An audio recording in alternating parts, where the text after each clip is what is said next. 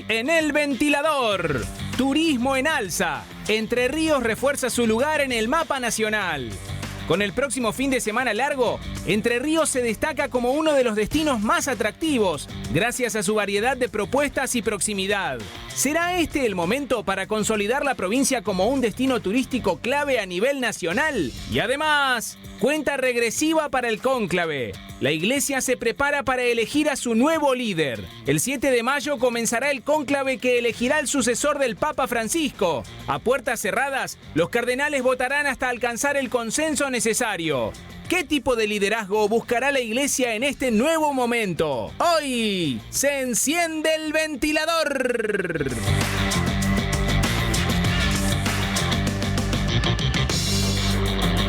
Buenas noches, ¿cómo andan? Bienvenidos al Ventilador.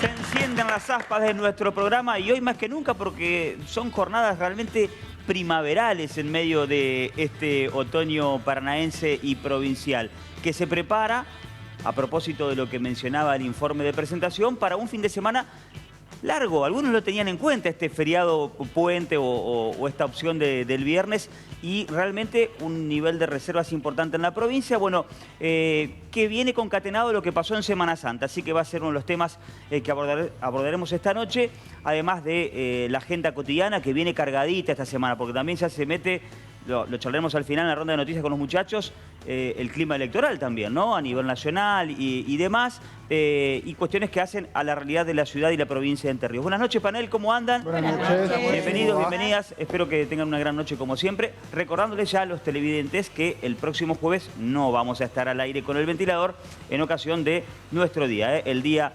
del Trabajador, tan importante para todos los argentinos. Nosotros les recordamos nuestra vía de comunicación: 343-5054-874. 343-5054-874 para enviarnos su mensaje, opinar de los temas que estaremos abordando esta noche. Como decía allí en el informe también, uno de ellos tiene que ver con el post-Francisco, ¿no? Porque si bien todavía hay repercusiones de lo que ha sido el fallecimiento del Papa argentino, ya empieza, como la vida misma, la segunda etapa, ¿no? Bueno, ¿quién va a suceder y qué va a pasar dentro de la Iglesia con el nuevo papado? Bueno, ¿cómo es un cónclave? En un ratito nada más. Nos metemos ya con el primer tema de debate, de análisis, de charla, con presencia de un alto funcionario del gobierno de la provincia de Entre Ríos, aquí en nuestro piso, respecto de Entre Ríos, turístico y otros temas más. Vamos.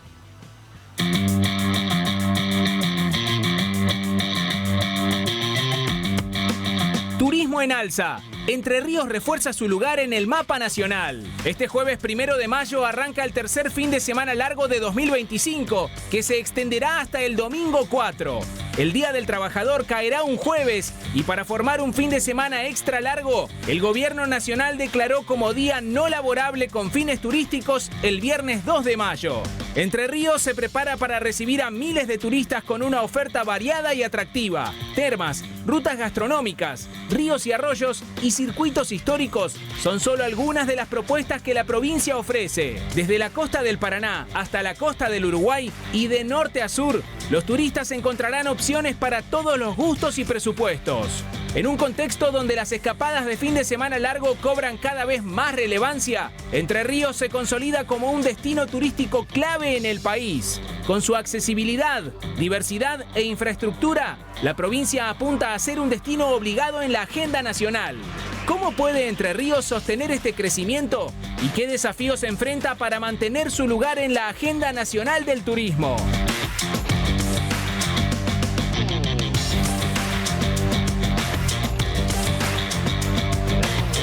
Aquí en el ventilador a Mauricio Colelo, que es secretario general de la Gobernación de Entre Ríos. De su área depende la Secretaría de Turismo, por eso también este tema. Mauricio, bienvenido. Bueno, muy buenas noches, gracias por la invitación. Vengo contento porque viene a ganar Newell's, así que estamos de buen humor. Está muy bien, ganó la lepra. Recién, bueno, por su vestidura también, generalmente trato los invitados de usted mayor, pero claro, se me está pasando, ya estoy más grande y ya son más chicos todos. Es jovencito, 36 años. 36 años, sí. 8 del 8 del 88 a las 8 de la mañana. Ah, mirá, bueno, el 8 diría Riverito. Todavía no lo jugamos el 8, pero... Hablando de números, me das pie, Mauricio, para hablar de lo que ha pasado con Entre Ríos en Semana Santa y lo que viene para este fin de semana. Las expectativas son muy buenas. Te pregunto, ¿pensaban este ritmo turístico? Porque uno planifica y tiene un ideal o una vara, pero sorprendió a algunos en Semana Santa y viene un fin de semana que en números viene bien. Bueno, la verdad que fue un fin de semana, el último que pasó, ¿no? El último fin de semana largo fue un fin de semana con buenos números para Entre Ríos, promedio del 85% de ocupación hotelera en toda la provincia y en algunos departamentos o ciudades como Concordia, Federación y Colón por arriba del 90%. Y yo siento que eso es producto también de un gran trabajo en equipo que venimos haciendo también con el sector privado, porque esto no es un trabajo de un gobierno provincial, sino que es un trabajo mancomunado con todos los actores que de alguna manera impulsan el turismo y de alguna manera, y en síntesis lo que hicimos nosotros, la creación del ente mixto de turismo que genera el ámbito en donde uno puede pensar y proyectar políticas que permitan promocionar a Entre Ríos y convertir a la provincia como uno de los destinos más buscados por los argentinos y por turistas del mundo. ¿Cómo han fortalecido el trabajo para integrar una opción fuerte para que no haya tantos polos de atracción? Porque durante mucho tiempo la costa del Uruguay, sobre todo por un producto afianzado mucho tiempo con Carnaval, con Palmares y con la cercanía a Buenos Aires, es como que le sacaba un poco de ventaja a nuestra costa. Esto con el tiempo, bueno, fueron creciendo las ciudades y demás. ¿Cómo han trabajado esa situación? Primero con muchísima humildad y en una posición de escucha de quienes realmente saben de este tema, que son los actores y toda la cadena de la industria del turismo. Y de alguna manera lo que nos permitió el ente mixto de turismo es pensar con ellos cuál era la mejor forma o cuáles eran las mejores formas de promocionar nuevamente a Entre Ríos como un destino buscado. Y entre otras cosas se nos ocurrió, por ejemplo, el pasaporte entrerriano, que es una app o una aplicación en donde se aglutina toda la oferta que tenemos en Entre Ríos y cualquier turista puede acceder a beneficios, descuentos de cualquiera de hotelería, excursiones, gastronomía y todos los atractivos que tenemos en la provincia. Así que de alguna manera el ente mixto de turismo, la app de pasaporte entrerriano, nos permitió impulsar y que de alguna manera volver a poner en la lupa de los turistas a la provincia. Empiezo con el panel, me voy con Vale. Sí. Valeria, adelante. Buenas noches. ¿Cómo estás? Cuando mencionabas la alta ocupación hotelera, mencionabas las ciudades de la costa del Uruguay sobre todo. Quería consultarte qué está pasando con Paraná específicamente, porque hoy por la tarde en GPS, un programa de este canal, estuvo hablando Marcelo Barzulia, que es representante del sector hotelero y gastronómico. Y hablaba de un 60% de ocupación hotelera en Semana Santa en Paraná y hablaba de dificultades para invertir. ¿Qué se podría hacer por la costa del Paraná y específicamente por la capital entrerriana en este contexto? Bueno, es cierto que Paraná tiene menos ocupación que la costa del Uruguay. Cuando yo hablo del 80% es el promedio de toda la provincia. En materia de inversiones, nosotros tenemos un montón de beneficios que tienen los inversores para que vuelvan a elegir Entre Ríos para invertir. Hemos creado la ley RINI y RI para que tengan exenciones impositivas para cualquier persona que quiera hacer una inversión en Entre Ríos, lo puede hacer con exenciones impositivas, pero no solamente nuevas inversiones, sino aquellos que ya invirtieron, que quieran ampliar, también pueden entrar dentro de esta modalidad. Tenemos también un montón de créditos productivos que también están incorporados para el turismo. Los créditos FI, que Entre Ríos es la provincia que más aplicó créditos productivos del CFI. Cerca de 8.000 millones de pesos el año pasado. Eso habla de alguna manera las ganas de emprender y de crecer que tienen los entrerrianos. Sin lugar a duda que falta un montón. Ahora, desde el gobierno provincial trabajamos permanentemente para poner del lado del que invierte, del que produce, que genera laburo, al Estado. Digo, que el Estado le vaya a tocar la puerta a esa persona para preguntarle qué necesita y no qué le puede sacar. Digo, esa es la posición del gobierno y estamos dando herramientas para que puedan seguir invirtiendo, seguir creciendo y por lo tanto generando empleo en la provincia. Nacho. Sí, yo quería hablar sobre el tema de la sensibilización de la gente, ¿no? Porque no es solamente que venga la gente, sino también cómo los atendemos, cómo somos como anfitriones. ¿Qué se está haciendo en materia de sensibilizar a las poblaciones? Sobre todo en Paraná, porque por ahí se escucha, no, en Paraná no hay nada para hacer y hay un montón de cosas para hacer, ¿no? A veces uno se ataca a sí mismo desde el vamos. No, totalmente. Yo siempre, cuando me hablan del turismo de Entre Ríos, uno piensa en sus ríos, en su atractivo natural, en la tranquilidad, es una provincia segura, pero para mí lo que más nos destaca, o lo que más destaca Entre Ríos, es la calidad humana. Ese tiempo que se toma el entrerriano para preguntarte cómo estás, que todos lo sentimos, o por lo menos yo lo percibo permanentemente, para mí es un diferencial enorme que tiene esta provincia, que somos grandes anfitriones, y sin lugar a dudas es algo que hay que destacar y poner en valor. Javi. ¿Qué tal? ¿Cómo le va, Mauricio? Buenas noches. Aspectos de la CAMI, sectores turísticos a nivel nacional destacaron la campaña de Entre Ríos con lo complejo que es en el medio de esta crisis que hay a nivel nacional, destacando la buena y correcta inversión en publicidad. Y también destacaron el dinamismo que tiene la Casa de Entre Ríos en Buenos Aires con algunos eventos o difusión de actividades que hasta antes, eso hasta hace mucho o poco tiempo, no existía. Y también tras cartón le quiero consultar por algunas opiniones de referentes de la oposición que marcan como que están inflados los números, que la realidad es otra historia y que en definitiva lo que se está exponiendo nada que ver con lo que está ocurriendo. Bueno, en primer lugar, adhiero de alguna manera a la expresión de la CAME. Yo creo que de vuelta no es un trabajo del gobierno solamente, es un trabajo que hemos articulado también con el sector privado, como decía, pues nosotros encaramos esto con muchísima humildad y dándole protagonismo a los actores reales del turismo, que son los hoteles, la cadena gastronómica, todos los actores que forman la industria turística, y creo que de alguna manera hemos acompañado con campañas publicitarias, como decías bien vos, desde la Casa de Entre Ríos, también acompañando en Capital Federal la promoción de los destinos nuestros, pero también en Córdoba, pero también en Rosario, pero también en Uruguay y en otros muchos destinos internacionales que de alguna manera han traído como consecuencia estos números que siento que son buenos para la provincia. Y respecto de la oposición, yo no escuché, o por lo menos no leí a nadie que haya desconocido que ha sido un buen fin de semana. Como que cortinas de humo, decía el titular del PJ entrerriano, con el tema justamente del pasaporte. Bueno, cuestiones así que tal vez tienen que ver un poco también con el lanzamiento de la campaña electoral. Nosotros sentimos que venimos de un buen fin de semana. Déjame ponerme contento por eso, porque la verdad que cuesta todo mucho. Y creo que el sector turístico así lo siente. De vuelta, en un contexto macroeconómico que es muy difícil, particularmente para el turismo. Entre Ríos, en ese contexto macroeconómico que no es bueno para el turismo, Entre Ríos está por encima de la media nacional. Entonces me parece que cuando hacemos algo bien hay que festejarlo. Hay un montón de cosas para mejorar, pero el turismo venimos bien.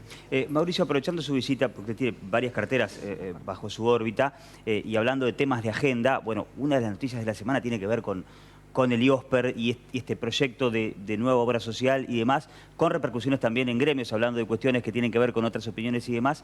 Bueno, ¿cuál es su lectura hoy del día o de las horas después del lanzamiento del gobernador respecto a este tema?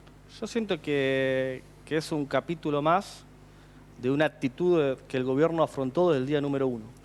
Nosotros no somos un gobierno que vaya a mirar para otro lado o hacerse el distraído con un montón de temas que venían existiendo en la agenda de la gente, pero no de la política o de los gobiernos. El primero fue el de la caja de jubilaciones. Digo, años y años de apertura de sesiones escuchando a exgobernadores hablando hay que atender el tema de la caja de jubilaciones. Bueno, viene un gobierno que por primera vez no solamente hizo un juicio ante la Corte Suprema de Nación por una deuda que tienen millonaria con la caja de jubilaciones, sino que atacó el problema y con el esfuerzo de todos los entrerrianos, en un año bajamos el 50% del déficit. Después vino la obra pública, una obra pública absolutamente paralizada y con una deuda de más de 30.000 millones de pesos que se debían.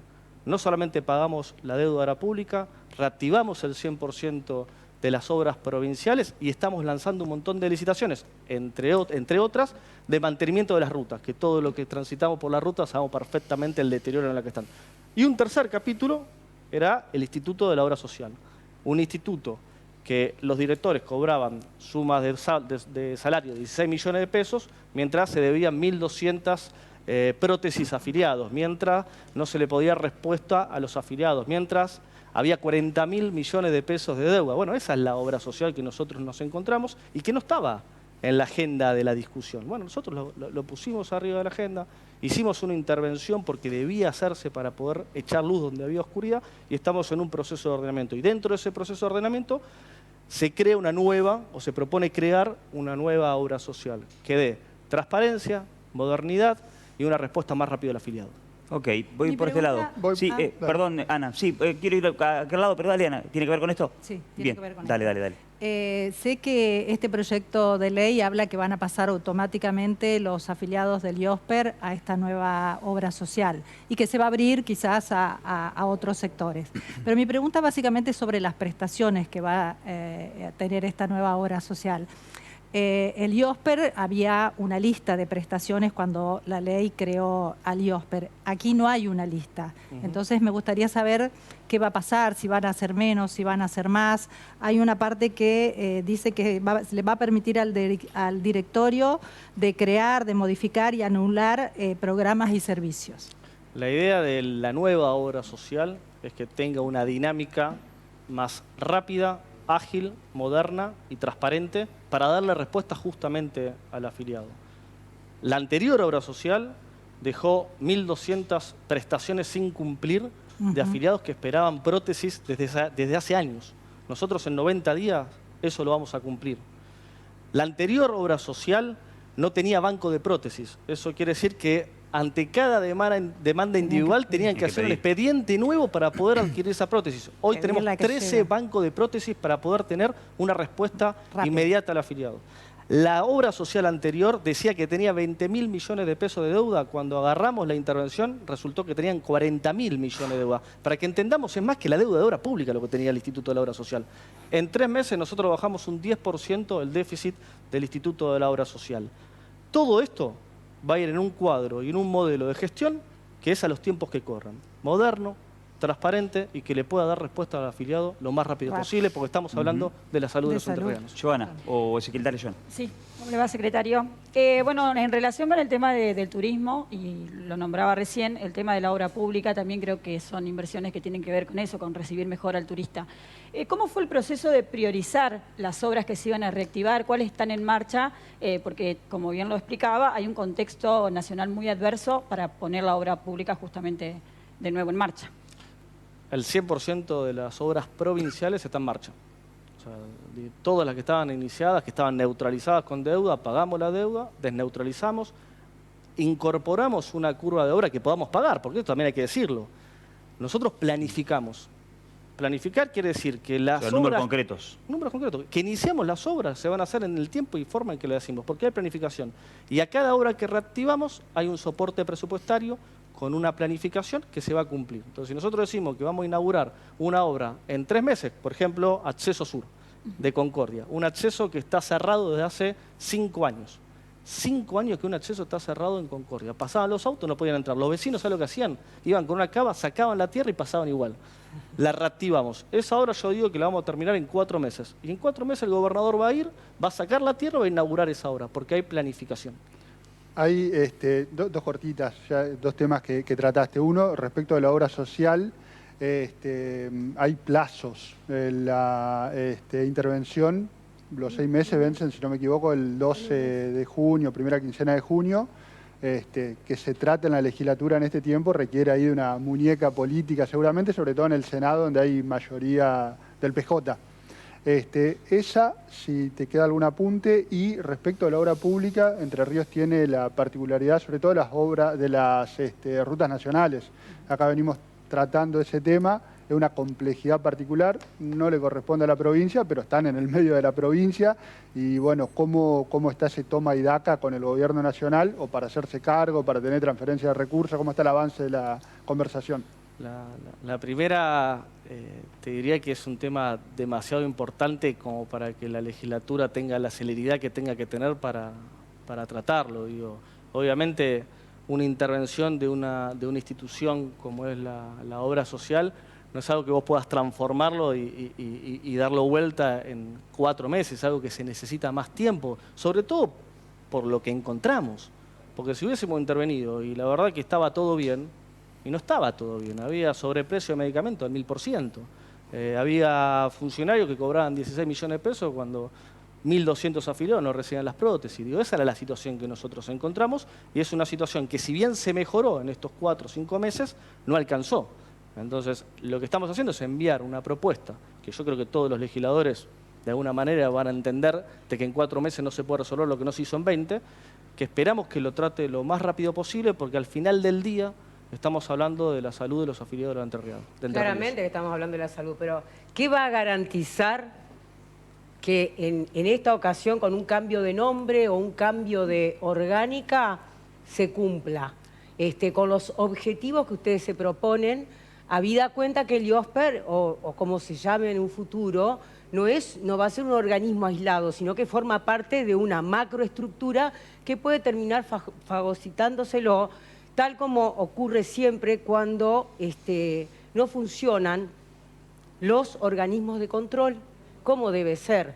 Es decir, ¿qué es lo que va a garantizar? La idoneidad y la transparencia de los directores. ¿Y qué lo va a dar a eso? Sí, la pregunta es si... ¿La calidad humana lo va a dar? O sea, la verdad es que, permítame, o sea, ser un poco desconfiada si no se propone un cambio real en cuanto a los organismos de control. Es que está bien que seas desconfiada porque si vos tenés una obra social que está en la situación que acabo de describir, ¿cómo no vas a desconfiar totalmente, de la, por eso, de la ¿cuál política? es la propuesta en cuanto a los organismos de control? Yo también desconfiaría en tu lado, porque obviamente esto genera descreimiento total. Si vos sos una afiliado... ¿Sabe lo que pasa? Que los cambios de maquillajes de los espacios, de los organismos, los cambios de nombre, el ploteado de los vehículos y demás, es algo que todas las gestiones desde hace décadas han hecho. Pasa que acá tenías vos una situación. O seguías como estábamos... yo respeto que vos pienses que creas que esté bien en la obra social. Yo creo que no. O cambiamos. Yo nunca dije que estaba bien. Es más, he sido absolutamente crítica. O cambiamos. Lo reitero en esta oportunidad. O cambiamos. Y creo que los entrerrianos votaron a Frigerio para cambiar. Y para hacer los cambios que nunca se hicieron.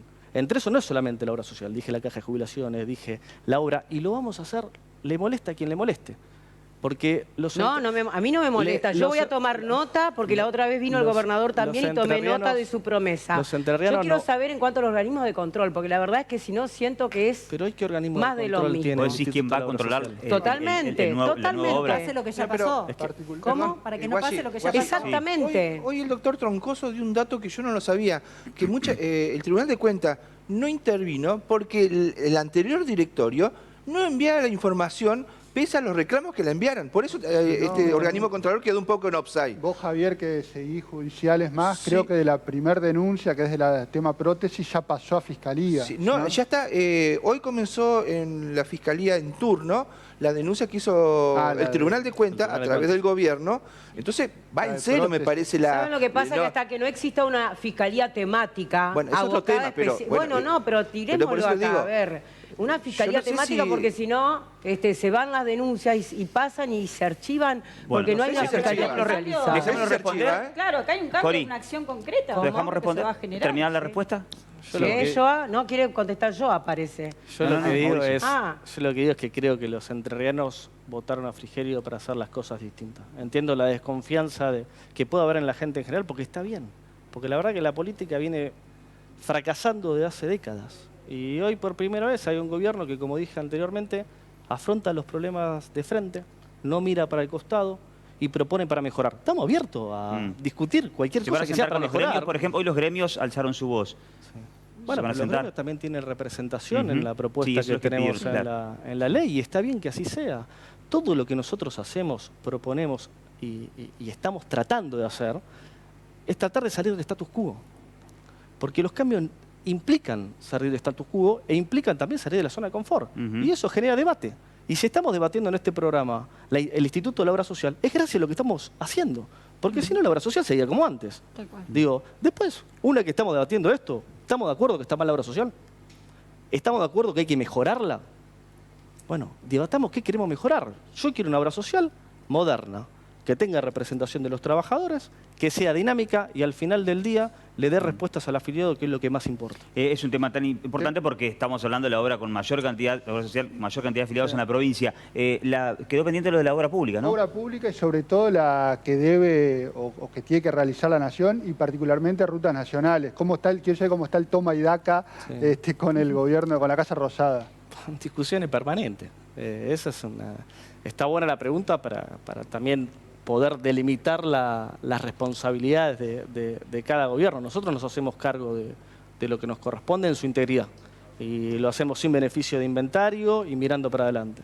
Estamos interviniendo en las escuelas, estamos mejorando los hospitales, estamos haciendo licitaciones para mantenimiento de rutas que hace décadas que no tienen ningún tipo de mantenimiento, y en paralelo estamos haciendo los reclamos a Nación para que se haga cargo justamente de lo que le corresponde, que son las rutas nacionales. Y no solamente las rutas, también hemos hecho un juicio ante la Corte Suprema por la Caja de Jubilaciones, pero también por los precios que nos tienen que pagar por Salto Grande, que está siendo discriminada hace años Entre Ríos respecto a Yacyretá, por ejemplo, y nunca antes en la historia ningún gobernador fue hasta la Corte Suprema, le tocó la puerta y le dijo: vengo a presentarte una denuncia por esta deuda que tiene Nación con la provincia. Exactamente. Nahuel.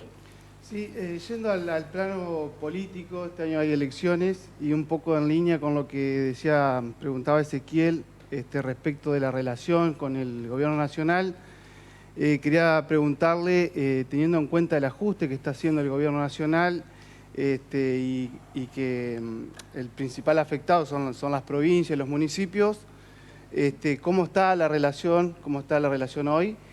Y mucho se está especulando con la posibilidad de que vayan juntos en las elecciones con La Libertad Avanza, si eso es así, si están avanzadas las conversaciones en un año electoral. Nosotros tenemos conversaciones con todos los sectores porque creemos profundamente en el diálogo y tenemos espíritu frentista, por decirlo de alguna manera. Con el Gobierno Nacional compartimos la idea de que hay que ordenar las cuentas públicas. Eso es ni más ni menos que ningún gobierno, como cualquier economía familiar, puede gastar más de lo que entra.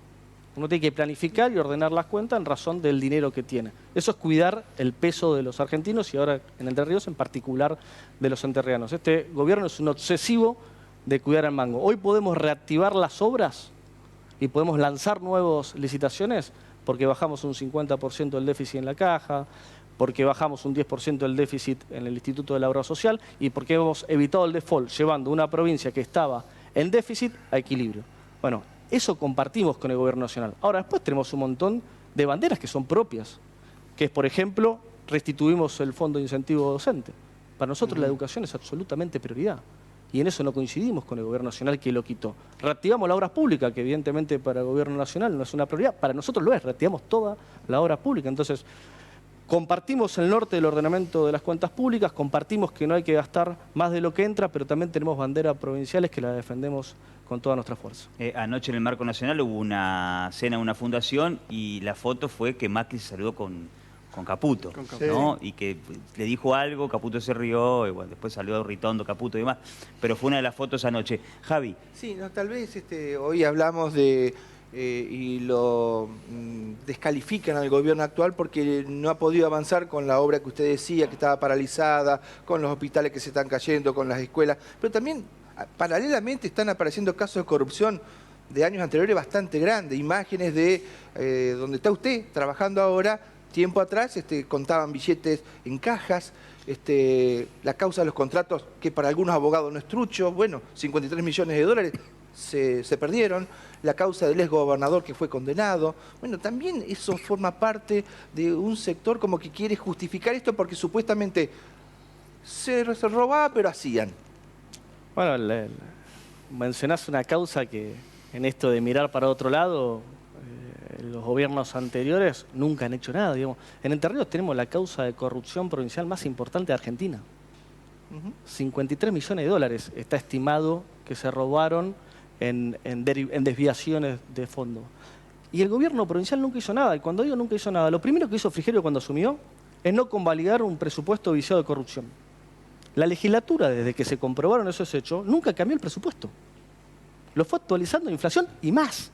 O sea, un presupuesto que ya estaba aprobado, que se habían afanado 53 millones de dólares, se convalidaba todos los años. Frigerio lo primero que hizo es bajar el 50% de esos contratos. Porque nosotros no podemos probar una convalidación de un hecho que ya está aprobado que se robó. Eso por un lado. Y por otro lado, la derivada segunda es, nosotros al año declaramos nulo todos los contratos, que son cerca de 800, que están vinculados en esta causa. Lo que nos permite hacer lo único que puede hacer un gobierno ejecutivo. Tratar de conseguir que nos devuelvan las plata que se llevaron y poder mandarla, entre otras cosas, a las obras. La plata donde tiene que ir. Y eso ya está en instancia judicial. Cierro con vos, Vale, dale. Una consulta sobre IOSPER, nuevamente. De crearse OSER, ¿qué pasa con los trabajadores de IOSPER? No, los trabajadores van a seguir estando dentro de la obra social en el nuevo formato de ley. No hay ningún tipo de problema. Mauricio, este presente es de nuestro programa. Gracias por la visita. Muchísimas gracias. Y un placer. Usted, como siempre, a los invitados los recibimos y les pedimos con un aplauso. Pasó Mauricio Colelo, hombre fuerte de lo que es la gestión de Rogelio Frigerio. Empezamos con el tema de turismo, pero ante la gran cantidad de carteras que están bajo su órbita, era buenísimo aprovecharlo en este sentido con temas de agenda cotidiana, sobre todo tema de IOSPER y otros más. También lo decían los muchachos, ¿no? Año político que ya empezó a dar vuelta a esta rueda. ¿Quién les habla? Y el señor Javier Aragón. Nos vestimos en de hombres, una elección muy personal. La Martina, Daniel Hecher, Oxford Polo, nuevo local en Cervantes 127. Hoy vino, hablando en modo Macri, hoy sin corbata, usted, Aragón. Bueno. ¿También otro mejor ejemplo? Está bien, ¿no? Viste que a veces decimos tu corbata libertaria, hoy viniste en modo Macri. Bueno, yo vine, ¿qué modo sería hoy? No sé. Modo washi. Modo washi, bueno, está. Bueno, el azul fue un Pico dulce. Un color... Modo pico dulce. Pico dulce por la corbata. Sí, por ahí. Bueno, pero miren lo que traje en mis pies. Por favor, el calzado para toda la familia está en Better. Buscá el local más cercano a tu domicilio. Abrí tu cuenta personal con tu recibo de sueldo. Y para comprar desde cualquier punto del país, visita el sitio web betterstore.com. Perdón que me dé vuelta, Marquitos, en el plano, porque miren, perdón. Mirá, sí, te levanto, mirá. Muy buena. No me relajan las medias, siempre me relajan las medias. Bueno, todo no se puede. Pero mira el cierrecito, esto es una cosa de loco. Qué lindas vos. Qué lindo. Espectacular, ¿no? Como los botines sacachispas. Sí. Bueno, vamos a la pausa rápido porque los voy a bendecir en el próximo bloque. Bueno. Traje un sacerdote, porque ustedes se portan mal. No, vamos a hablar seriamente del tema Cónclave. ¿Vieron la película de Cónclave o no la vieron? ¿La vieron? ¿Sí? No. Yo la había visto en plataforma. No. Está en el cine. Está muy buena. Polémica. Le voy a preguntar al señor que si la vio, porque tiene un final... Tengo un amigo que me spoileaba las películas antes cuando había solamente cine. Nos vamos a la pausa rápido, ya venimos.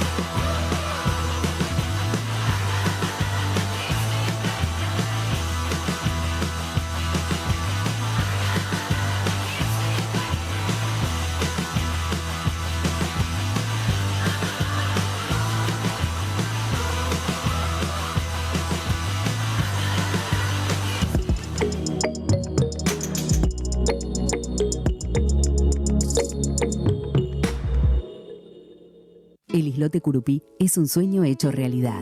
Desde 1995, la Asociación Ambientalista Añangarecó en Derejé trabaja para la educación ambiental en nuestro río Paraná. Esto es posible gracias a la colaboración de muchas voluntades. ¿Te sumás a colaborar? Dona al alias islote.curupí.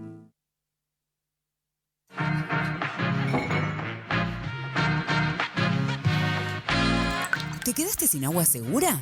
Llegó el servicio Takeaway de Agua Nuestra. Reemplaza tu bidón vacío de 12 o 20 litros en los puntos de venta más cercanos. Takeaway de Agua Nuestra. El agua segura, siempre a tu alcance. Viví una noche inolvidable en la gala 80 aniversario de la Asociación Mariano Moreno, con la actuación especial de la Sinfónica de Entre Ríos, el coro de la Asociación Verdiana y solistas destacados. Sábado 10 de mayo, 20 horas, Teatro 3 de Febrero. El Rey del Pollo. Más de 30 años brindando calidad, calidez y los mejores precios en nuestros productos. Pollo, papas fritas, ensaladas, pizzas, variedades de empanadas, tartas. Lo esperamos como siempre en Avenida Ramírez 2464, a pasitos de las 5 esquinas. Haga su pedido al teléfono 423-0178 o por WhatsApp al 343-456-4895. El Rey del Pollo. Bazar Tiago, artículos para el hogar, regalería, limpieza y mucho más. Los Jacarandáes 23 en Oro Verde, todos los días, 3 cuotas sin interés. Te esperamos. Disfruta del CAE todo el año. Decile a tu amigo socio que te presente. Y ambos reciben un descuento del 40,2% por 2 años. Comunicate ya al WhatsApp 343-4682-243. Pacto Amigo, un pacto para ganar. El CAE, el club que querés. Mi amigo.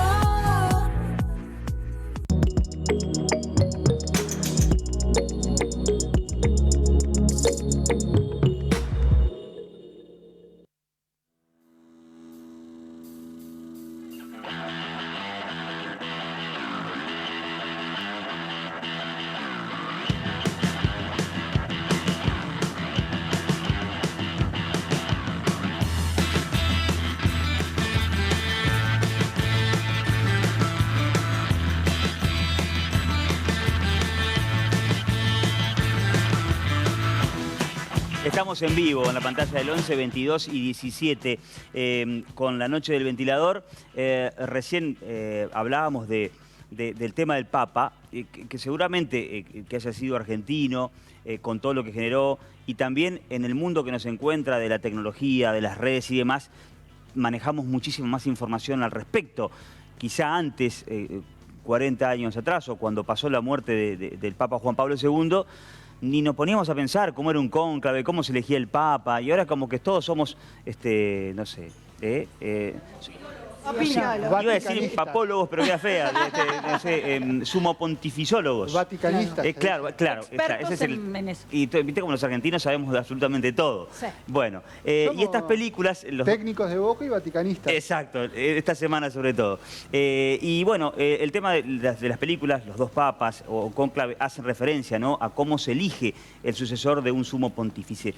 Nos metemos en este tema con presencia de la Iglesia Católica aquí en nuestro programa y con este informe disparador. Vamos.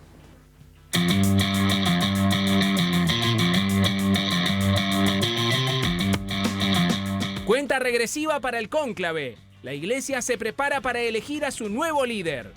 Tras la muerte del Papa Francisco, el Vaticano ya confirmó la fecha del cónclave que elegirá al nuevo pontífice. Será el próximo 7 de mayo. Ese día, los cardenales menores de 80 años ingresarán a la Capilla Sixtina para iniciar un proceso histórico, secreto y profundamente simbólico. El cónclave es una tradición milenaria. Se realiza a puertas cerradas, con inhibidores de señal, ventanas selladas y un estricto protocolo. Los cardenales votan hasta alcanzar una mayoría de 2/3 y mientras tanto, el mundo espera señales. ¿Cuándo se sabrá el nombre del nuevo Papa? Solo el humo lo dirá. Negro si no hay acuerdo, blanco si ya hay elección. La figura del Papa no es solo espiritual, también tiene peso político y cultural a nivel global. En ese contexto cabe preguntarse, ¿qué perfil buscarán los cardenales para el próximo líder de la Iglesia?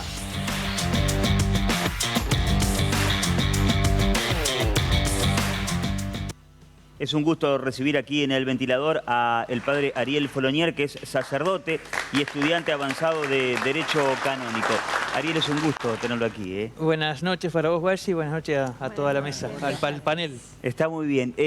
Hablando de esta cuestión que es propia de los argentinos, de opinar de todo y demás, no sé, perdón por la comparación, pero en términos futbolísticos, viste, cuando viene el Mundial, todos estamos expectantes a ver quién juega en tal selección, bueno, cómo está el equipo nuestro y demás. Porque nos sentimos protagonistas. Acá hay un protagonista de la Iglesia, directo, más allá de los que seamos, que profesamos la religión católica. ¿Cómo vive un sacerdote la elección del nuevo Papa, sobre todo un nuevo Papa después del Papa argentino? ¿Es un momento especial o forma parte de la cotidianeidad? No, es especial. Vos sabés que justo el día 21 de abril estaba en Concepción del Uruguay visitando a mi familia y por unas cuestiones familiares estaba con la cabeza en otra cosa y me entero que el Papa había muerto. Entonces paso a cargar GNC en la estación de servicio y le digo al chico que me atendía, che, estoy sin jefe. Me quedó mirando como diciendo, ¿qué? Se murió el Papa, le digo, ¿no sabes? Ah, se empezó a reír y dice, tengo un chiste para contar. O sea, obviamente que en la iglesia, en la estructura de la iglesia, en lo que significa la iglesia, el Papa no es cualquiera para nosotros. Es la cabeza visible para nosotros. Entonces es tu padre, es tu guía. Aparte en mi caso, que soy relativamente joven, tengo 44 años, no he tenido tantos papas. Claro. Durante muchísimos años solo conocí uno y escuché uno. Entonces, eso decía yo, para nosotros el Papa era Juan Pablo. Correcto. Ni Pío ni nada, el Papa era uno solo, ¿viste? Y ahora, bueno, cambió. No, y para uno, sinceramente, implica un cambio, porque además dentro de lo que significa la Iglesia, el Papa indica un norte de pastoral, de conducción, de modo que uno no lo mira con indiferencia. Se habla mucho, Ariel, y ya abro el panel, sobre qué iglesia o qué conducción va a tener la iglesia con el nuevo Papa. Incluso se habla de que puede haber una ruptura. La verdad que es difícil pronosticarlo o vaticinarlo, y acá la palabra vale muy bien. Sí. Es muy difícil saberlo, vamos a ver, porque eso... Porque Francisco pateó el tablero. Lo sacudió. Ah, ¿no tanto? Sí. Sí. Sí, pienso que sí. Ah, sí. Y bueno, no se sabe. Yo no lo sé. Porque la verdad que es muy difícil para uno que está acá a más de 10.000 kilómetros de distancia, qué cosa están pensando los cardenales. Es cierto que en este momento, porque esta es una fase previa, forma parte un poco del sistema del cónclave, que antes de comenzar formalmente el cónclave, los obispos se reúnen en congregaciones generales, donde cada uno puede pedir la palabra. Uno podría decir que hay una cierta similitud a cuando los senadores o los diputados dan una ponencia planteando una postura. Si van a favor o en contra de tal ley, claro. Por ejemplo, bueno, en este momento, y eso uno lo puede seguir en el sitio Vaticano, están las asambleas generales, reuniones generales de los cardenales, donde cada uno da su mirada de qué iglesia, cuál es el momento histórico y qué puede decir a este momento histórico la iglesia y qué perfil. Uno supone que hay más que candidatearse, en el fondo es cada uno pedirle a Dios que nos muestre qué papa nos hace falta hoy, porque Dios nos regala en cada momento el papa que por ahí nos hace falta. Es una buena, definición. Por eso yo quiero preguntar, ustedes bueno, de la parroquia de San Agustín, sí.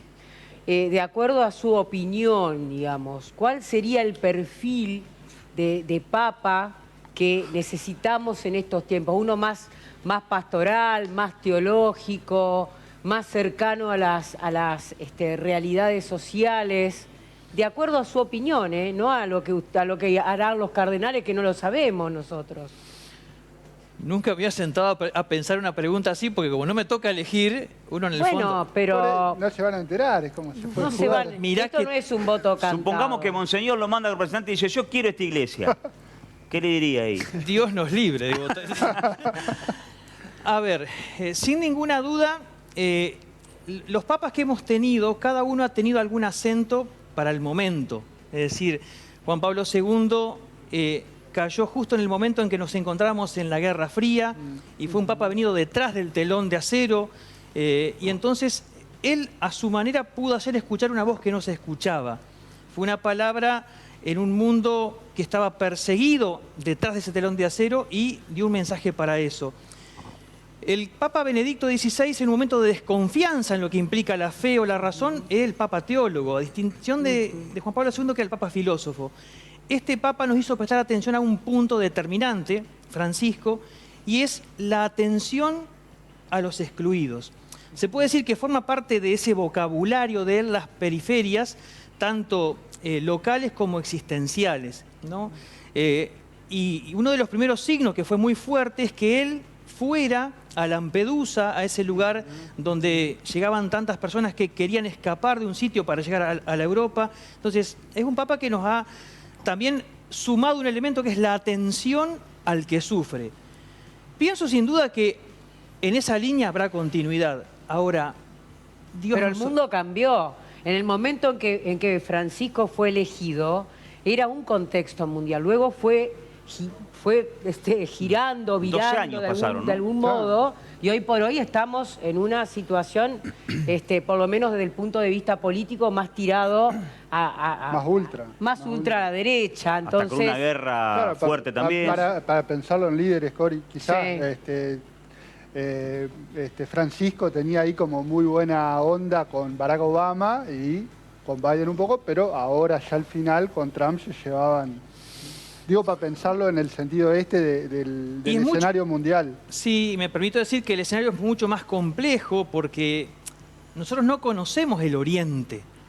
Por eso yo no dejo de preguntarme, no tengo la posta, se lo juro que no, pero si no ha sonado la hora de Asia, ¿no? De hecho, ustedes han visto los nombres y hay uno que suena. Hay uno que suena. Bueno, pero Bergoglio fue un tapado. Más allá de lo espiritual, el cónclave tiene un procedimiento concreto, ¿no? Sí. ¿Qué detalles le parece importante poner en esta noche como para que nosotros entendamos cómo se elige el Papa? Bien, primero un pequeño dato histórico. Hoy me puse a curiosear un poco, repasar las clases de historia del seminario. El cónclave nació porque los cardenales no elegían. Allá por 1270 eran muy poquitos, eran 14. Había 7 de la facción francesa, 7 de la italiana. No se ponían de acuerdo y demoró 3 años. Tanto estaban en un pueblo, tanto que el intendente del pueblo los encerró con llave y le dijo, o eligen... O se van. O se van. Y no le daban de comer. Porque entonces, eso del cerrado con llave, el conclave, era para que elijan y no se vayan, ¿no? Claro, entonces digo, hoy tiene otra tónica, es cuidar que no haya injerencia externa, porque obviamente que el poder secular tiene muchísimo interés en que sea papa alguien de mi nación o alguien con quien yo tenga vínculos. Y esto históricamente ha sido una lucha, pero no es ahora. Ya en el tiempo de la Reforma Gregoriana era el combate de la Iglesia por conservar su libertad, de poder con toda libertad elegir sus autoridades, sus obispos, que por eso lo designa el Papa, para evitar que no te lo nomine el presidente de turno o los reyes. ¿No? Entonces digo, perdón. Sí, por favor, padre. Entonces digo, una de las cosas claves del cónclave es ese aislamiento que permite la libertad. Bueno, después en las votaciones el candidato para poder ser confirmado y él aceptar tiene que obtener 2/3, lo cual es un número muy importante. Y sí o sí. Entonces hasta que eso no suceda, no vamos a tener paz. Por eso quedan aislados, sin celulares, es como un gran hermano. Fue el primer gran hermano entonces de la elección del Papa en 1200. Quería darle algunos datos en relación a esto que estaba comentando. El Papa Francisco, él designó a 108 nuevos cardenales y lo que trató de hacer, por lo menos eso es lo que leía hoy yo, es que sean de regiones remotas, porque todas las elecciones siempre han sido con muchos cardenales europeos y los papas también. Y en relación a lo que decía de Asia, de Europa ahí va a haber 55 cardenales, de Asia va a haber 20, de África va a haber 18, de América Latina 21 y de Oceanía 4. Y también es importante este tema, y supongo que será el mayor tema que van a debatir ahí, a ver si usted está de acuerdo, es esto que hablábamos de los perfiles. Parece que hay como unos 70 aproximadamente que tienen un perfil moderado, un 35 progresistas al estilo del Papa Francisco y un 29 más conservadores. Yo creo que aquí será... Sí, son datos. Yo creo que aquí la mayor cuestión sería eso, ¿no? Saber qué tipo de perfil necesita, como preguntaba hoy Corina, que necesitamos y qué tipo de perfil, si eso coincide con el tipo de perfil que los cardenales creen que van a elegir. Es una buena pregunta. Se nota que entraste en el sitio del Colegio Cardenalicio. Es información. Por ahí. No, un buen periodista no revela su fuente. Es difícil saber porque... por ejemplo, hace poquito, bueno, eso fue después de la muerte, se reveló esa entrevista que hizo un periodista argentino, donde el Papa le contó, por así decirlo, off the record, aunque quedó grabado, cómo fue el proceso. Y la verdad que él mismo reconocía que en las primeras votaciones, porque el procedimiento es que el primer día del cónclave está la misa a la mañana, donde se pide la asistencia del Espíritu Santo para que los ilumine para elegir. Van en procesión, y eso lo vamos a ver, hasta la Capilla Sixtina. Allí mismo van a hacer el juramento, que también lo vamos a ver, hasta que viene alguien que dice extra omnes, todos afuera, y se da una primera votación. Uno supone buenamente que en la primera difícilmente alguien obtenga. Y a veces sucede, yo esto lo imagino, no lo sé, ¿no? Pero me ilumina en esto la película que vi del Papa Karol Wojtyła, el hombre que llegó a ser Papa, donde había como dos candidatos fuertes que se bloqueaban mutuamente porque ninguno llegaba a obtener los 2 tercios, hasta que apareció un tercero, llamémosle un candidato de compromiso o que obtuvo el favor de todos.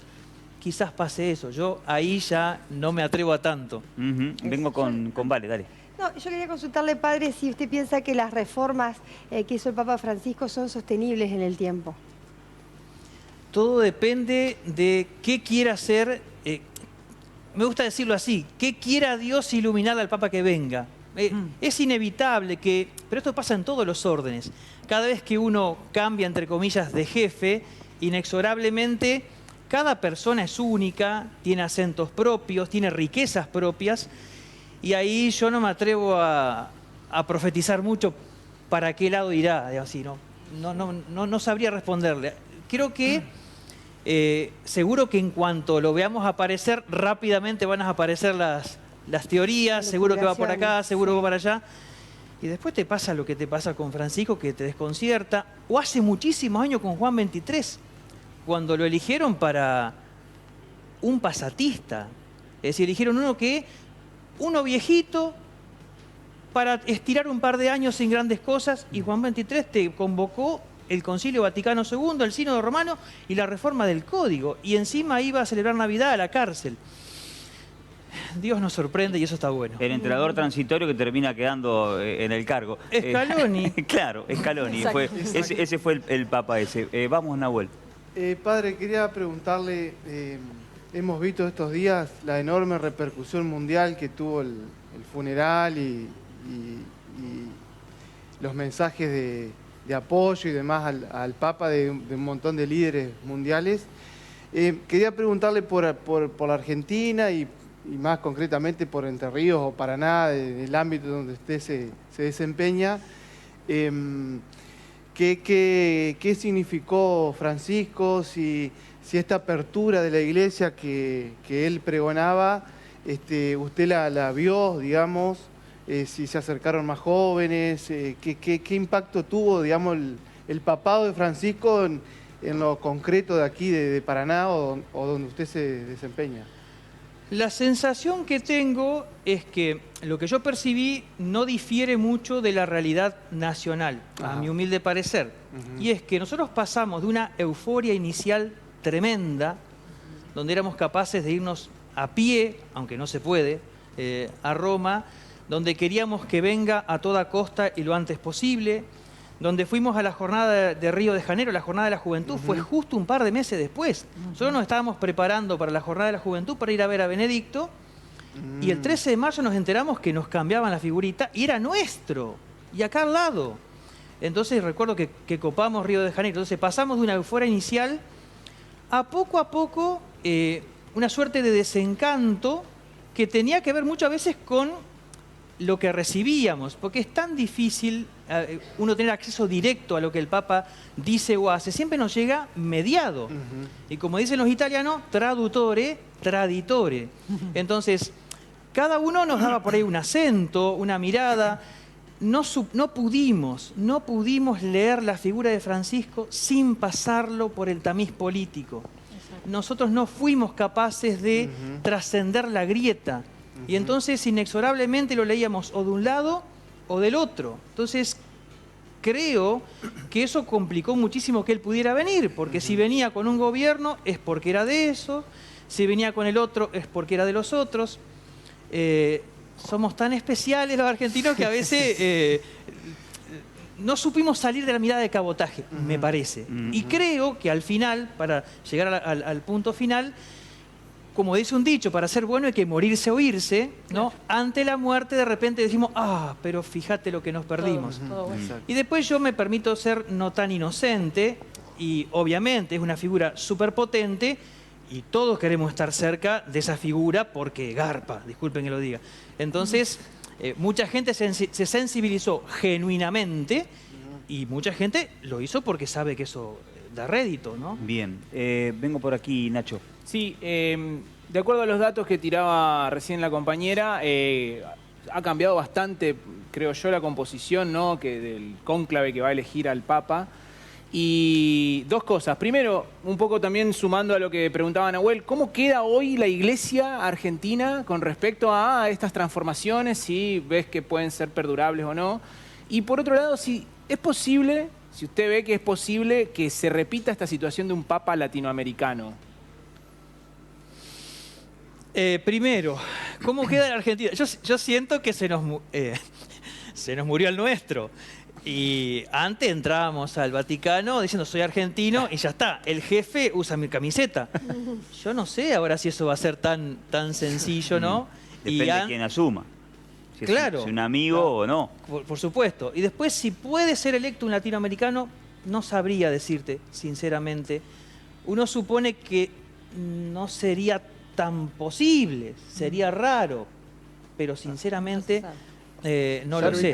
Ser bicampeón es imposible. Claro. Javier, vamos. Sí, padre, en esa línea yo le iba a preguntar si había alguna posibilidad hasta extrema de que alguno de los 4 cardenales de la Argentina que van a votar, alguno pudiera ser elegido, porque la verdad no lo conocemos mucho, al de Santiago del Estero y a los otros 3 muchachos que tienen ahí la participación en el cónclave. Pero también es cierto lo que usted decía con respecto a que acá en la Argentina hubo un presidente que lo trató de maligno justamente a su santidad, Milei. Hubo sectores del kirchnerismo que en el arranque de la gestión lo investigaron por estar supuestamente vinculado con la dictadura militar, Premio Nobel de la Paz, incluso Berbisky.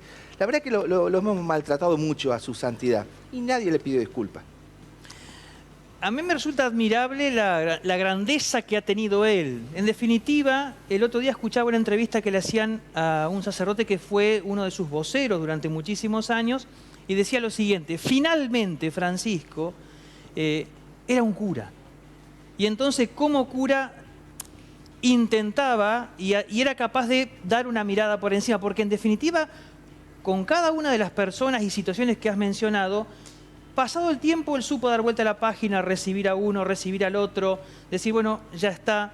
En definitiva, yo creo que en ese punto, en vez de obrar como es en otros ámbitos donde uno se la guarda, en lenguaje futbolístico, a la vuelta te parto, fue sacerdote, ¿sí? Fue cura. Y en ese punto mostró cómo es Jesús, que en definitiva cuando uno está arrepentido, bueno, ya está, yo no te condeno, vete y no peques más. ¿Va a haber argentino? Sí. Argentino difícil, imposible. ¿Va a haber otro papa argentino esto que está ahora? Difícil. Sería raro. No sabe, ya le preguntaron 6 veces si él sería difícil. No, porque todos dicen que entra como papa y salen como cardenales. Los que están marcados como los candidatos, después son las grandes decepciones y aparece algún 4 copas. No, 4 copas no. Bueno, no sé. Algunos que no estaban en la lista. Algunos que no estaban en la lista. ¿El 7 de oro te gusta? El 7 de oro. Algunos que no estaban en la lista de los papados. Chicos, tenemos que ir cerrando, 11 menos 20 de la noche. Primero agradecerle la visita y preguntarle en este sentido porque quedó claro, ¿no?, que la Iglesia Católica sigue marcando agenda y la imagen de poder en el buen sentido de la palabra de esa plaza con todos los... Bueno, cuando fue el sepelio de Francisco, marca a las claras todo lo que mueve la religión católica en esta modernidad todavía, ¿no? 2025. Pero en lo cotidiano, porque mucho hay crítica respecto a la Iglesia de cuestiones que la Iglesia debe ayornarse a cambios sociales, de conformación de familias, de situaciones que se dan en lo cotidiano. ¿Cómo lo analiza usted esto, más allá del papado o no? ¿Debe ayornarse la Iglesia? ¿Se ha ayornado o no? ¿En qué situación está? Porque todos en nuestra cotidianeidad estamos con cambios muy profundos cada uno en nuestras situaciones. En lo laboral, por ejemplo, la tecnología, por decir algo. ¿La iglesia? Perdón, ¿puedo Sí. decir algo en defensa del padre que tiene que poner la cara? No, le pregunto una opinión personal. No, bueno, pero ¿puedo decir algo en defensa? ¿Pero me dejás que responda? Y después, bueno, si querés, dale, está bien. Y Pero sí, voy a porque le dejar, pregunté, quiero que me responda. Bueno, dale. Sí, padre. Sino que responder, La iglesia hace cosas maravillosas Pero yo le que la pregunté a él. gente, bueno, pero Pero que me la dejás gente que me responda. Bueno, dale, está bien, no hay problema. O sea, es un panel de debate, se supone. Pero le hice una pregunta. Yo cuando Bueno, preguntás, dejo dale, que te está respondan. Adelante, padre. A ver, pienso que en muchas cosas nos hemos acercado a ver cómo detectar el sufrimiento de la gente y escuchar lo que a la gente le pasa. Y obviamente no quiero aventurar cosas porque yo digo, hoy hablo y en 10 días aparece un papa claro. que me va para otro lado y quedo mirando la fiambrera, perdón que te lo diga. Le entiendo. Sí. Entonces, no sabría qué decirte, y menos en una situación de sede vacante, porque ese es el gran tema de la sede vacante. O sea, no tenés en este momento... Es muy fuerte para nosotros en la misa. Todas las... Dar la homilía. No. Todos los días en la misa vos nombrás al Papa y el Obispo. Claro. Y yo me sigo pasando de largo. Porque con nuestro Papa claro. tengo que mirar por otra parte. Entonces digo, es una situación tan excepcional en la que es preferible a veces no aventurar. Cautela. No aventurar, Ok. Porque hay gente más grande que yo para Está muy bien. aventurar ideas. Sí, Cori. No, simplemente de recalcar, porque se ha hablado mucho en los últimos días y demás, y respecto de lo que le falta a la iglesia, las carencias a la iglesia, etcétera, etcétera, etcétera. Pero debo destacar la enorme labor que hacen personas como el padre que está aquí presente, personas que trabajan, que son miembros de la iglesia, que trabajan y de parroquia y que trabajan en las cárceles, que trabajan en los barrios carentes de recursos, que trabajan en la Liga de Madres de Familia, que trabajan en Cáritas, que todos los días hacen un trabajo silencioso. Conozco personas, tengo el honor de conocerlas, que trabajan ad honorem y en forma desinteresada, haciendo su colaboración y dando su granito de arena. Es decir, un poco para también destacar eso, que Sí, no, obviamente lo claramente. tengo que decir yo y no podía decir el padre, bueno, porque por supuesto la autorreferencia le iba a quitar y yo sé que no lo iba a hacer, Sí, digamos, no, le iba a eso quitar no, el mérito. No cabe ninguna duda. Padre, este presente de parte del ventilador para usted. Muchísimas gracias. El agradecimiento por la visita. Muchísimas gracias. Por favor, y ya que está, antes del cierre, ¿cuál es la cámara del padre? Porque hay muchos seguidores de nuestro canal que van a la misa los domingos y más, y puede ser una bendición, padre. ¿Cómo no? ¿En esa cámara? La bendición de Dios Todopoderoso, que es Padre, Hijo y Espíritu Santo, descienda sobre ustedes y permanezca siempre. Amén. Amén. Gracias, padre.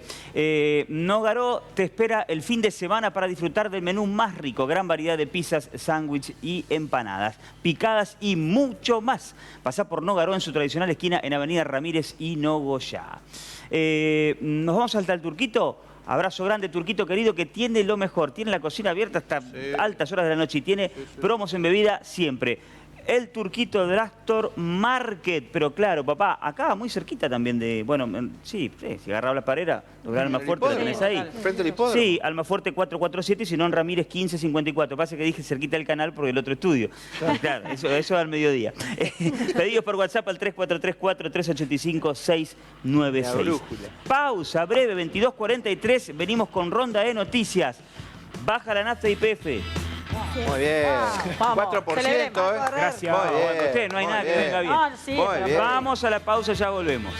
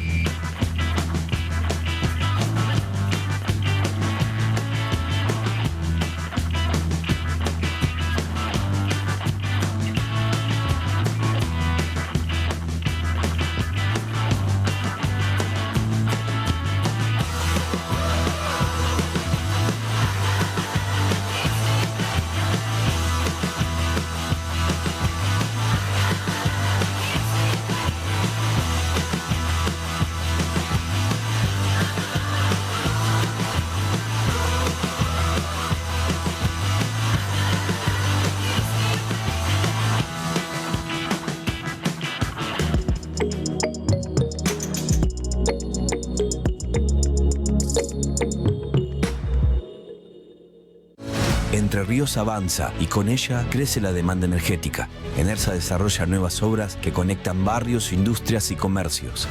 En verano aumenta el consumo y tu esfuerzo es clave. Cuida la energía en tu casa para un futuro sustentable. Crecemos juntos. Enersa, Gobierno de Entre Ríos. Equipate para estas vacaciones en Sirirí Aventura. Amplia variedad en equipamiento para camping, pesca y actividades náuticas. Todo en indumentaria. Seguinos en nuestras redes. Sirirí Aventura. Blas Parera 394. ¿Qué esperás para asociarte a Robin? Ahora es el momento. Con 8 cuotas adelantadas te bonificamos 4 y disfrutás todo el año. Búscanos en las redes o comunicate al 343-510-9294. Paraná Robin Club, un gran club con una pequeña cuota. Feria de Arte Paraná, 9, 10 y 11 de mayo, de 16 a 21 horas, en la Sala Mayor, zona Puerto Nuevo de la ciudad de Paraná, Entre Ríos. Participarán galerías de arte, espacios culturales y proyectos grupales independientes. Te esperamos. Invita Paraná Municipio. Club Vida, tu segundo hogar, espacio fitness y bienestar para toda la familia. Clases deportivas, entrenamiento funcional, gimnasia deportiva, acrobacias aéreas, escuelita de iniciación, taekwondo y sala de entrenamiento. Prueba del Torino y José Murga. El Rey del Pollo. Más de 30 años brindando calidad, calidez y los mejores precios en nuestros productos. Pollo, papas fritas, ensaladas, pizzas, variedades de empanadas, tartas. Lo esperamos como siempre en Avenida Ramírez 2464 a pasitos de las 5 esquinas. Haga su pedido al teléfono 423-0178 o por WhatsApp al 343-456-4895. El Rey del Pollo.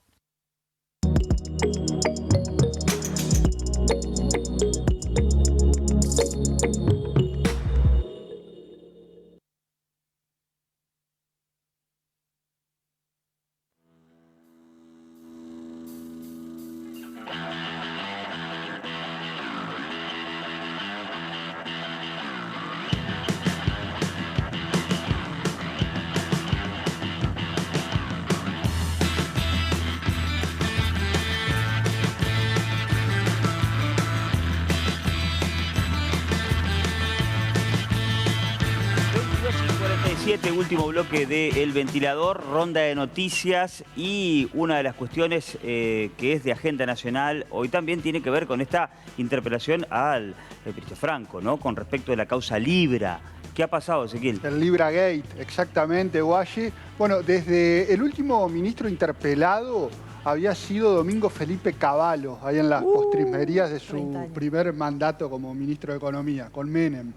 Y lo que sucedió esta tarde fue eso, en realidad de pasado el mediodía, hasta hace un ratito nada más, el jefe de gabinete de ministros, Guillermo Francos, fue interpelado por la Cámara de Diputados, es decir, debió concurrir a responder las preguntas que tiene la oposición, sobre todo la oposición, pues son los únicos que preguntan, no porque no lo pudiera hacer un oficialista, respecto de este escándalo que se desató, un 14 de febrero, el 14 de febrero de este año, cuando algunos estaban ahí en una mesa de enamorados o destapando un champán, Milei estaba tuiteando que podíamos comprar esta famosa cripto, o meme coin, o cripto, moneda cripto, que es la Libra, ¿no? La moneda Libra, efectivamente. Bueno, ¿qué pasó hoy? Hubo distintas preguntas, la verdad que Francos algunas esquivó, otras requirió de la presidencia del cuerpo, que es Martín Menem, el presidente de diputados, para que un poco le saque las papas del fuego, pidiendo muchos cuartos intermedios, en algún sentido eran necesarios, porque es mucho tiempo estar sentado, fisiológicamente necesario. En ese sentido pienso, y se lo pregunto a Corina en su rol de abogada, qué difícil, a ver, obviamente, si estás en un cargo de ministro tienes que estar preparado, ¿no? Pero, digo, cuestiones legales de responder, me imagino, no sé, un coacheo previo con un asesor jurídico, ¿no? Bueno, se supone que cuando una persona desempeña un rol institucional tan elevado... Sí, pero tan específico, Cori. Sí, o sea, tienen equipo, digamos, uno se mune de equipos y tiene que ir preparado para responder. Yo celebro, la verdad que no sé cómo resultó, por eso te iba a preguntar cuánto duró, cómo fue, qué concurrencia tuvo. Celebro que se haga. Totalmente. Me parece válido. Se hizo... Fue a cuarto intermedio, ¿no? Y después se reanudó. Hubo muchos cuartos intermedios desde pasado el mediodía hasta hace un ratito nada más. ¿Terminó ya? Sí, terminó. Ah, terminó. Me estaba fijando porque eso. Cuando entramos al aire seguían. Seguía, tal cual. ¿Cómo terminó? Hubo humo negro, humo blanco. Dos o tres apuntes si quieren antes de darles el pase. Uno es no concurrió Karina Milei porque al no ser ministra no puede ser convocada para una interpelación. Se entiende que ella tiene información que podría dar. Y no concurrieron dos ministros. Uno es Santiago, ¿no? Cunio Libarona. Mariano Cunio Libarona, que es el ministro de Justicia, y Luis Toto Caputo, que es el ministro de Economía. Se te mezcló Santiago por Santiago Caputo. Exactamente, tal cual. Los convocaron para el 14 del mes de mayo, para el 14 de mayo, en la próxima sesión de este tenor. Hubo un momento tan tenso que incluso Miguel Pichetto, que es diputado, pero que ha facilitado muchas de las acciones del gobierno con su voto y con su bloque, dijo, lo puede ir a buscar la fuerza pública. Eso sería un hecho grosso, relevante. Aparte fue candidato con presidente con también, Macri, claro. Es un tipo que tiene mucha experiencia. Sí. Y bueno, manejó la Cámara con Cristina. Exactamente, el Senado en ese momento. Francos, en las respuestas que dio no pudo responder lo esencial y lo principal y lo fundamental, que es explicar de dónde sacó Milei la información para difundir la estafa o para difundir el modo en que podías acceder a comprar el meme coin, que era lo más importante. Bueno, eso no lo respondió. Ok, bueno, también toma otro color por la cercanía ya de lo que es la previa electoral, ¿no? Porque ya estamos cerca y ya empiezan y hoy lo decía Nahuel, ¿no? Y yo lo que decía de la foto esta de Macri con Caputo, y si van a ir juntos, Cambiemos, el PRO, con La Libertad Avanza, parecería que sí, para esta, después no sé, pero para esta... Lo que quiero saber es, perdón, esto es realmente, ¿qué es lo que se rumorea? ¿Es algo válido o realmente eso es una puesta en escena, un acting para decir, bueno, investigamos algo, hicimos algo, se movió algo? La interpelación. La interpelación, como sabés seguramente, es una interpelación política. Ya lo sé, pero ¿qué se comenta en los pasillos? ¿Qué se comenta políticamente, digamos? ¿Es creíble esto o es una puesta en escena?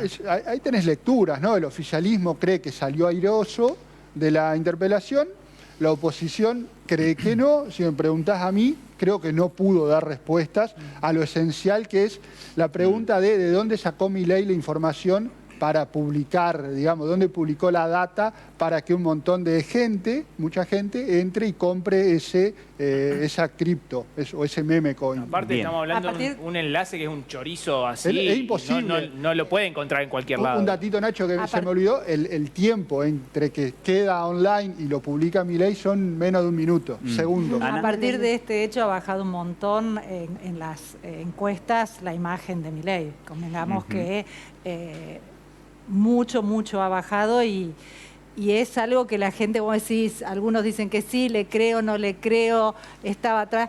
Yo creo que, que es importante, más por la pregunta que hacía Corina, digo, a mí por lo menos me parece que siendo el 14 de febrero este hecho y hoy 29 de abril están debatiéndolo de nuevo y poniéndolo de nuevo en agenda, incluso en los medios de comunicación, hace que no quede ahí tapado y ya creo que eso es positivo, que no perdamos la memoria tan rápido. ¿Sí, Nahuel? Cerramos. No, con respecto a lo que vos decías al principio, Guayi, de Francos, que viene de un, digamos, de un hecho poco... Bueno, que Milei dijo que Santiago Caputo, su asesor estrella, que no tiene firma, no tiene cargo, es más importante que el jefe de gabinete. Debe haber pensado, Franco, ¿por qué no lo mandaron a Santiago a sentarse 8 horas a responder? Bueno, pero no tiene firma. Sí, pero igual la oposición está desprestigiada. Estaban preocupados por viajar a Italia gratis con los pasajes del Parlamento. Ahora quieren hacer feriado por el día que falleció el Papa. Están como en distinta sintonía de lo que quiere el país. Y ojalá Milei aclare, y si tiene que responder ante la justicia, y que responda y le caiga el peso a la ley. Sí, pero tiene que responder. Pero que no lo está haciendo, coincido con lo de Corina. Me parece que también es un fuego de artificio en el medio de tanto desprestigio que hay dentro ¿Vos dijiste que de era ahí del artificio Parlamento. esto? Pará. ¿Vos dijiste que era artificio esto? No, preguntó si era una puesta en escena, que no es lo mismo. Yo coincido que no tiene autoridad moral. No quiero hacer de abogado defensor de Corina. No tienen autoridad moral desde la oposición por las cosas que han hecho en el pasado, ahora de ruborizarse Bueno, dale, por pero eso. si hay una estafa que le pusieron en la cara a todo el mundo, que tiene que responda la justicia y responder. que lo metan preso. Bueno, la verdad. pero tendrá el que ver. tema- Que han sido el tema, Javier, que es tienen en sus espaldas mochilas de corrupción, ahora se ponen colorados. ¿Pero qué tiene que ver un feriado por la muerte del Papa con que Milei estafó en El problema es que Twitter? queremos es la corrupción, no el feriado. Y ahora se ruborizan por el tema del... ¿Qué pasa, Vale? Vinculado con lo de... Vale, con la estafa. Vale se queda sin nafta. Pero ahora baja. Ahora baja. ¿Cómo es el tema? Por suerte, sí. Claro, estamos acostumbrados a que cada vez que sale YPF en los medios, automáticamente es la fila de autos, viste, desesperados para cargar combustible. En esta ocasión hay que esperar el aumento, la baja, ya está acostumbrada, Sí, la baja es a partir de las 0 horas del 1 de mayo, el jueves. Bueno, esto es porque bajaron los precios del petróleo a nivel internacional. Bueno, estuve hablando, es la segunda baja en un año. La otra fue en octubre de 2024, lo que pasa que la baja fue del 5%, aumentaron los impuestos y la baja fue del 1%. Entonces... así que, bueno, esta es de 4. ¿Las otras banderas harán lo mismo? Sí, exactamente, sí, porque en realidad YPF controla el 50% de las ventas, entonces es como un que... país normal, donde bajan las cosas a nivel internacional, baja en la Argentina. Baja el dólar, bajan los combustibles. En otros años no pasaba eso, ¿viste? Era todo... Ponete la corbata violeta, dale. Devuelvan la corbata violeta, Javier. Antes era normal que subieran los combustibles. Un cuchillo en los dientes. Vos no serás candidato, ¿no? Sí, me parece que sí. Diría el compañero Fiesner, ¿me dejan decir un datito? Sí. Claro, estamos hablando de una baja del 4%. Y hay que recordar, entre noviembre de 2023 y diciembre de 2024, el aumento de los combustibles es del 250%. Estuve hablando con Mario Amado, que es el vicepresidente de las cámaras de expendio de combustible. Bueno, por supuesto que celebran esto y aclaraba esta cuestión de que en realidad lo que dice es que es la primera vez en mucho tiempo que antes subía y subían. Subía el petróleo y subían los combustibles. Sí. Bajaban y no pasaba nada acá en Argentina.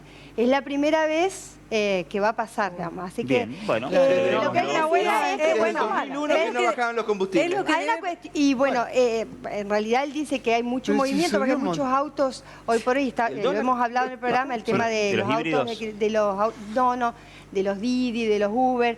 El campo está trabajando, hay camiones en la calle, entonces, bueno, creen que esto también va a disparar un poco más las ventas. Hay un dato que Argentina de Sudamérica es el tercer país más caro en precio de combustibles. Los primeros son Uruguay y Chile. La cuestión es que Uruguay y Chile no tienen petróleo, nosotros sí.